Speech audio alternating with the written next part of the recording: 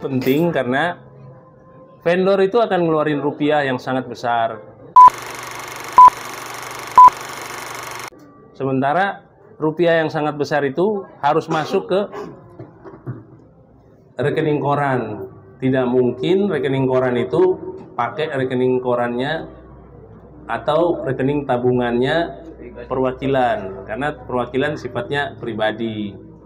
Nah, jadi mau nggak mau harus pakai PT, karena itu juga regulasi uang besar itu.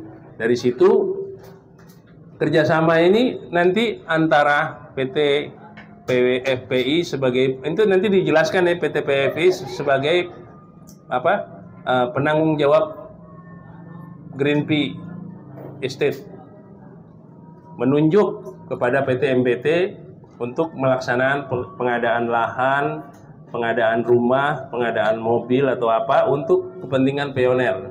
Itu penunjukan. Kerjasamanya dalam bentuk seperti apa? Kerjasamanya nanti adalah langsung PT PFI dengan Indonesia, dengan MBT. Ditunjuk langsung, kerjasamanya langsung. Nah, nanti baru kita bedah masalah daripada perwakilan. Ditunjuk langsung, kerjasamanya langsung, bentuknya adalah pelaksanaan tadi, transfer uang, pembayaran rumah, semua lewat pembayaran mobil, rumah, apa semua lewat PT MBT.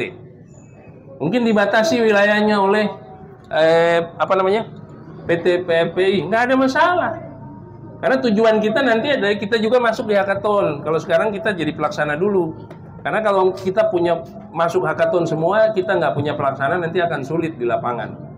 Jadi kita supaya pioner ini senang dulu lah, minimal dalam awal-awal open minded, banyak pioner bisa dibahagiakan.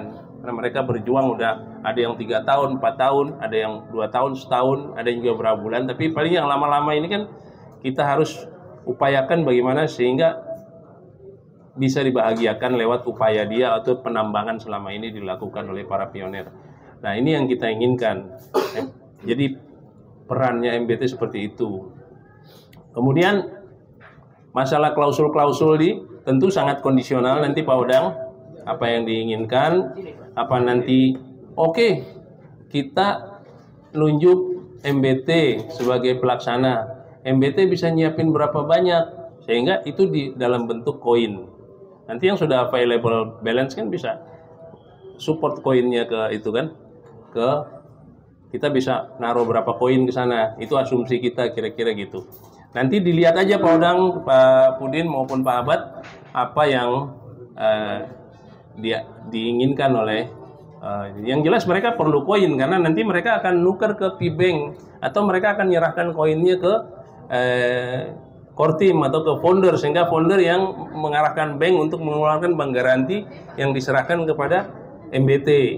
MBT tugasnya ya siapin mobil, siapin rumah, siapin apa, kita kira gitu kerjasamanya. Nah, sekarang fungsi daripada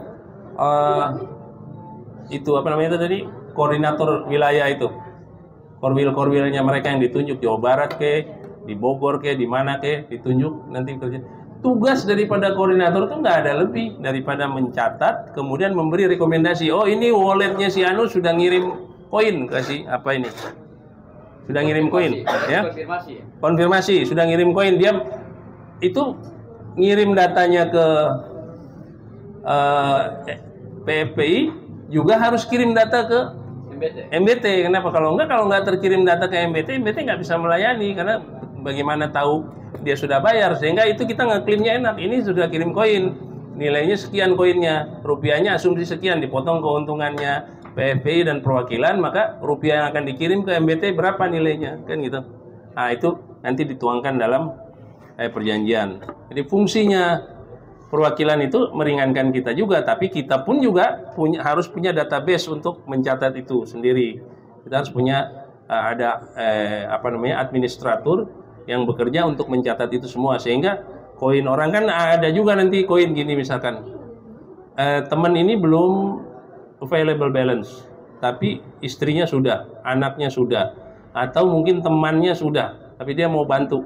Nah, ini kan walletnya punya si A, si B, tapi kan di situ kalau ada keterangan yang jelas bahwa ini digunakan untuk pembayaran si A untuk mendapatkan rumah atau mobil atau apa, maka konfirmasinya enak. Jadi kita nggak sia-sia membayar untuk kepentingan siapa gitu kan, kira-kira. Nah, MBT perannya apa? Lebih kepada menjalankan regulasi.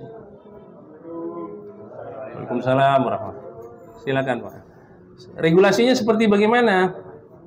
Membeli rumah, kemudian menyiapkan dana untuk membayar PPh atau pajak itu apa namanya, jual beli tadi, atau maaf, lihat HP saya, maaf. Ya. Atau PPHTB, biaya yang dibebankan kepada pembeli itu sendiri yang 10%. Nah, itu harus bisa kita membayarnya. Kemudian apalagi yang rumah, kemudian seperti mobil, maka MBT akan terima uang biaya harga mobil plus pajak biaya balik nama dan keuntungan. Itu harus ada. Itu harus dihitung semua tuh nanti Pak Odang ya. Kita misalkan jual rumah harganya 3 miliar. 3 miliar apakah segitu aja? Nggak mungkin. Karena ada PPh, ada PPHTB. Itu harus dibayarkan. Kan nggak mungkin pionir kita udah beli rumah terus kita bebankan mereka bayar sendiri. Mereka nggak punya duit. Kemungkinan rumah itu begitu dibeli dia jual lagi sama saudaranya kan. Jadi kita harus siapkan itu. PPh dan PPHTB-nya itu 15% kita siapin kalau rumah. Kemudian keuntungannya Bogor Timur MBT berapa? Dirumuskan aja nanti di direksi, dirumuskan dan diberikan laporan kepada para komisaris dan juga secara umum kepada organisasi, karena ini kan seluruh pemegang saham ini kan adalah organisasi ya, dan kita harus memberikan laporan kepada komunitas Bogor Timur. Itu kira-kira Kang Pudin, karena termasuk saya lihat di situ ada pemegang saham kan. Nah, seperti itu kira-kira. Mudah sekali penjabarannya. Nah, kenapa MBT yang harus melaksanakan ini? Karena regulasinya ada di tangan kita. Ya, PPHTB-nya, uang rupiahnya harus di tangan kita. Kalau mereka bayar langsung pakai rupiah kayak ini, bisa saja. Tapi apa yang bisa menjamin bahwa pionir itu terlindungi? Tidak ada yang bisa menjamin kalau mereka datang ke properti. Tapi kalau kita yang laksanakan, itu yang sampaikan itu nanti di depan Bu Fitri. Kalau PT MBT yang melaksanakan, satu, PT ini didirikan oleh pionir, pasti tentu bertanggung jawab untuk membahagiakan pionir, dan tentu bertanggung jawab untuk memberikan rasa nyaman dan aman bagi pionir karena sudah mengeluarkan koin dan itu uang besar. Itu kira-kira. Nah, ini kita melindunginya di situ.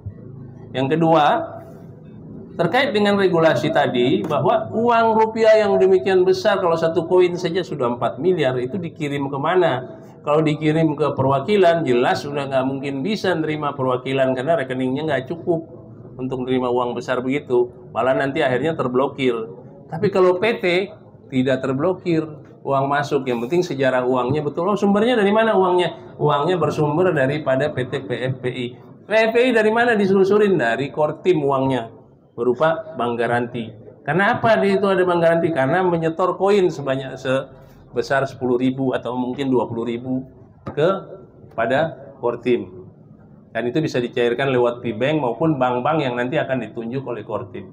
Artinya ini kita masuk di plan bisnis PT ini, masuk di plan bisnis. Nah, kalau perwakilan tidak masuk di plan bisnis. Perwakilan itu fungsinya adalah menjalankan pencatatan dan rekomendasi terhadap pionir-pionir yang akan membeli rumah pakai koin Pi atau membeli kendaraan pakai koin Pi.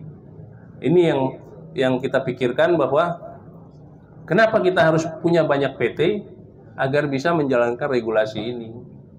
Nah, kalau untuk kendaraan bermotor, ini yang paling mudah untuk mencairkan untuk jadi duit buat pionir adalah kendaraan bermotor.